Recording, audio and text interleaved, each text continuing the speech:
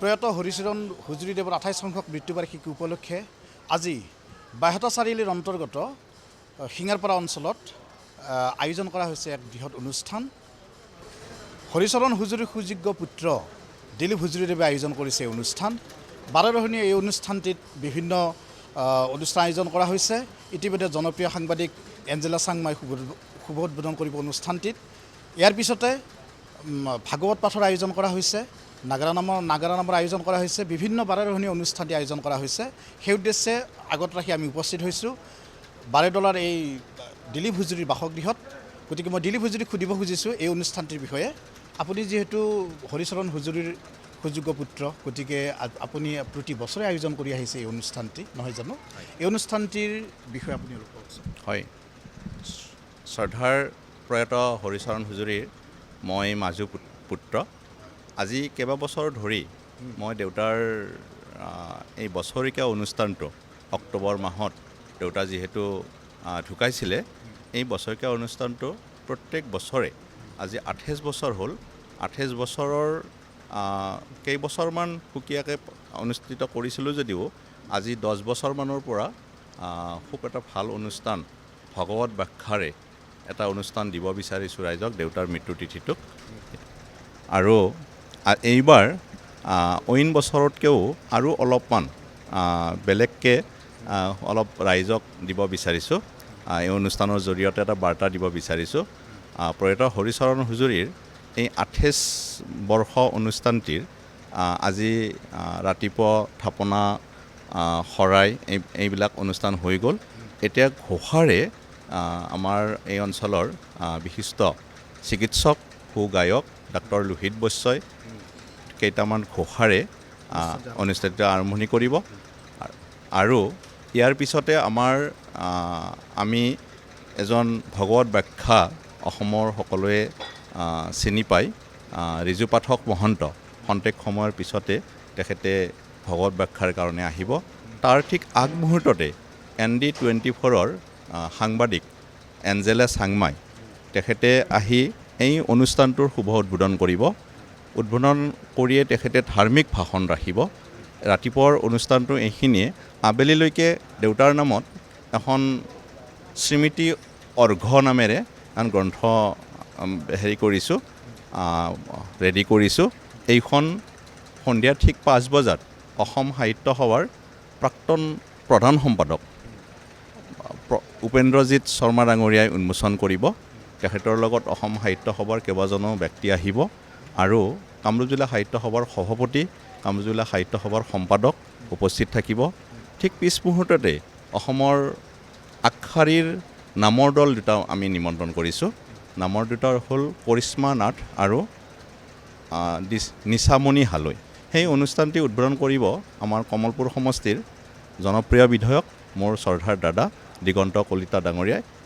এনেধৰণৰ অনুষ্ঠানেৰে আমাৰ প্ৰয়াত হৰিচৰণ হুজুৰীৰ অনুষ্ঠানটো সামৰণি কৰিম। আপুনি জ্ঞানমালিনী সাহিত্য সভাৰ এগৰাকী নৱনিৰ্বাচিত সভাপতি, গতিকে আপুনি এই অঞ্চলত বিভিন্ন কাম কৰি আহিছে। জ্ঞানমালিনী সাহিত্য সভাৰ সাহিত্যৰ ক্ষেত্ৰতো আপুনি যথেষ্ট কাম কৰি আহিছে। আপুনি যে কৈছে যে এক বাৰ্তা দিব বিচাৰিছোঁ, আজিৰ সমাজত যেনেকুৱাকৈ পুত্ৰ মাতৃ যেনেকুৱাকৈ পিতৃ মাতৃ অৱহেলিত হৈছে, কেনেকুৱা বাৰ্তা দিব বিচাৰিছে? হয়, আজিৰ সমাজত মই যিটো দেখিছোঁ, গাঁও চহৰে সকলোতে দেখিছোঁ, দেউতাক মাক যেতিয়া বুঢ়া হয় ল'ৰাবিলাকে নেচায়, বৃদ্ধ আশ্ৰমত থয় আৰু মানে আঠুৱালনি কৰে।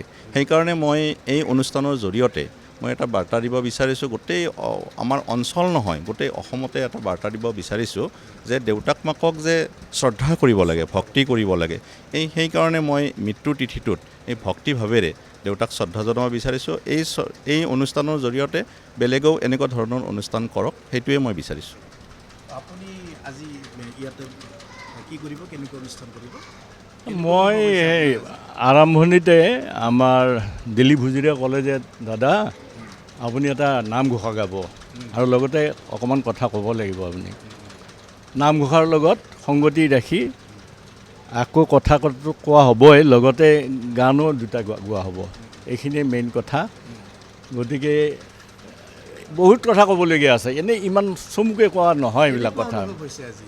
সুন্দৰ এই যিটো বাৰ্তা তেওঁ দিছে আজি বুলি নহয় আমাৰ বিধুভূষণ বৈশ্য ফাউণ্ডেশ্যনৰ জৰিয়তে বিভিন্ন ঠাইত শ্ৰদ্ধাঞ্জলি অনুষ্ঠান পতা হয় এওঁ মোৰ লগত সংগী হৈ দেউতাকৰ কাৰণে 4 বছৰ একেৰাহে কৰিছে আৰু শুদ্ধহতে আমাৰ সেইটো আকৌ পাতিম অনুষ্ঠানটো মাজতে অলপ বিৰতি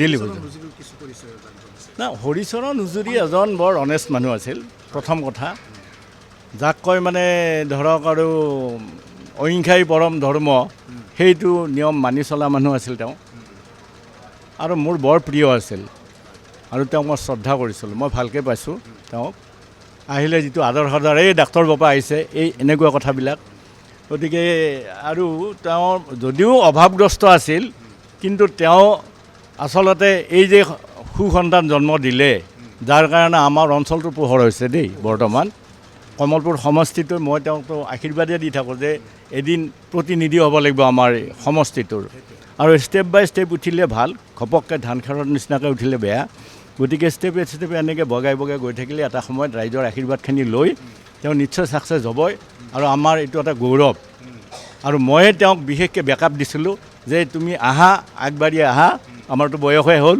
গতিকে য়ং ষ্টাৰ হিচাপে তুমি কাম কৰিলে এদিন মানুহে কিন্তু সোঁৱৰিব সদায় কৈ থাকিব যে আমাৰ সঁচা কথা আৰু তেওঁ বহুতখিনি বস্তু দিলে আমাক যেনে দেউতাকৰ নামত এটা গেট বনাই দিলে তাতে দেই স্মৃতিত আমাৰ জ্ঞানমালিনী সাহিত্য সভাৰ মানে হেৰি যিটো কাৰ্যালয় তাৰ সন্মুখত তাত বাদেও বিভিন্ন অনুষ্ঠানত তেওঁ দান বৰঙণি দিছে নিজৰ কাৰণে অকল তেওঁ ভবা নাই ৰাইজৰ কাৰণে উপকাৰত হওক গৰীব শ্ৰেণীৰ কাৰণেও তেওঁ আছে সদায় আছে আৰু তেওঁ মাতেও কিন্তু চবেই নাগাৰা নাম প্ৰতিযোগিতা হৈছে বা কিবা হৈছে তাত তেওঁ উদ্বোধন হওঁতে মাতে মেগাজিন এখন উন্মোচন কৰাৰ কাৰণেও মাতে বিভিন্ন ঠাইত মাতে আৰু তেওঁৰ দান বৰঙণিখিনি কিন্তু ইতিহাসে নাপাহৰে আমাৰ মাজত জ্ঞানমালিনী সাহিত্য সভাৰ বিষয়ববীয়া দুগৰাকী আছে মই তেওঁলোকৰ কাষলৈ আহিছোঁ কেনেকুৱা অনুভৱ আপুনি জ্ঞানমালিনী সাহিত্য সভাৰ লগত জড়িত হয় বৰ ভাল লাগিছে আমাৰ জ্ঞানমালিনী সাহিত্য সভাৰ মাননীয় সভাপতি দিলীপ হুজুৰীদেৱে যিটো পিতৃ মাতৃৰ ভক্তি দেখুৱাইছে মই বহুতবাৰ এই অনুষ্ঠানলৈ আহিছোঁ এইখন চোতালত সঁচাই ভাল লগা আজি ইতিমধ্যে যিটো কাৰ্যসূচী আমাৰ সভাপতি বা আমাৰ ডাক্তৰ লোহিত বৈশ্যদেৱে দাঙি ধৰিলে মই বৰ আনন্দিত আৰু আচলতে উঠি অহা প্ৰজন্মই ল'ৰা ছোৱালীয়ে এনেকুৱা ধৰণে পিতৃ মাতৃক ভক্তি কৰি দেখুৱালে নতুন প্ৰজন্মই কৰি দেখুৱালে বৰ ভাল লাগে আৰু আজি যিটো আমি ভকতৰ ৰাইজৰ যিটো সঁহাৰি দেখিছোঁ যথেষ্ট ভাল লগা পৰিৱেশ নিশ্চয় কাৰ্যসূচীসমূহ ৰাইজে সহযোগ কৰি সাফল্য কৰি তুলিব বুলি মোৰ আশা থাকিল দিলীপ হুজুৰীৰ সহধৰ্মিনী আছে তেওঁ এগৰাকী শিক্ষয়িত্ৰী গতিকে তেওঁৰ পৰা কিছু অনুভৱ জানিব বিচাৰিছোঁ ইমান সুন্দৰ এটি অনুষ্ঠান আয়োজন কৰিছে আপোনাৰ কেনেকুৱা অনুভৱ মোৰতো খুবেই ভাল লাগিছে এনেকুৱা যে তেওঁ কৰিব পাৰিছে আগলৈও যাতে এনেকুৱা হয় প্ৰতি বছৰে আয়োজন কৰে আৰু যাতে আগলৈও তেওঁ এনেকৈ আগুৱাই যাব পাৰে ৰাইজৰ আশীৰ্বাদ থাকিলে বা আমাৰো নিজাও প্ৰচেষ্টা আছে কিছুমান নাথাকা নহয় বাৰু এইখিনিয়ে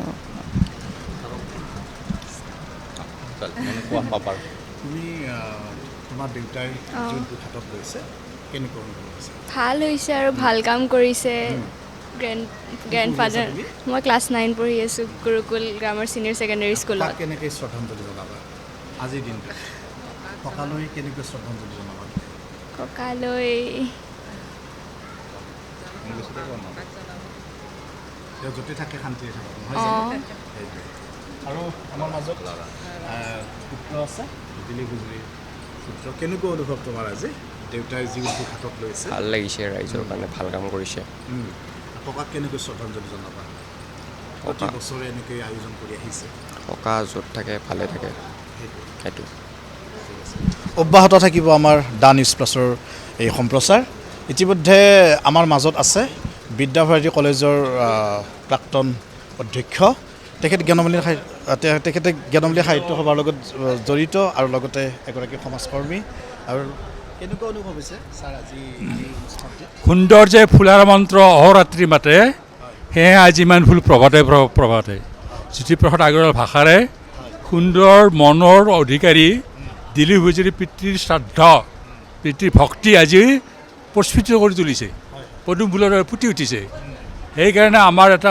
শ্লোক আছে পিতা ধৰ্ম পিতা স্বৰ্গ পিতা হি পৰমং তপ পিতৰে পৃথিৱীপন্ন প্ৰিয়ন্তে সৰ্বদেৱতা পবিত্ৰ কোৰআনে লিখা আছে ওয়াকাডা ৰাব্বুকা আল্লাহ তাবুদ ইল্লাল্লাহু ওয়াইবিন দাইনি ইয়াৰ শাহ আমাৰ গুৰু নানকৰ গ্ৰন্থ চাবত লিখা আছে অন্দংগু ভাইয়া ছুটি কৰি মই বেয়া ছুটি কৰি পায়া সহজ ছুটি মণি বাজায়া বাটায়া এই হ'ল পিতৃভক্তি গতিকে ঈশ্বৰৰ পিছতে আমাৰ পিতৃ মাতৃক আমাৰ গুৰু 4 প্ৰকাৰ পিতৃগুৰু মাতৃগুৰু শিক্ষাগুৰু দীক্ষাগুৰু এই যিটো হেৰি পিতৃগুৰুৰ প্ৰতি তেওঁ অনুগত হৈ আজি তেখেতে পিতৃৰ ধাৰ কোনোজনে পৰিশোধ কৰিব নোৱাৰে ঋণ কোনো নোৱাৰে এই য'ত সামান্য যিখিনি পাৰে তেওঁৰ মনোজ পৰ্মা তেওঁ এটা হেৰি দিছে এটা বাৰ্তা এটা দিছে যাতে মই যিদৰে পিতৃক শ্ৰদ্ধা কৰিছোঁ তোমালোকৰ পিতৃক শ্ৰদ্ধা কৰা এইটো বাৰ্তা তাৰ কাৰণে মই দিলীপ হুজুৰিক ধন্যবাদ দিছোঁ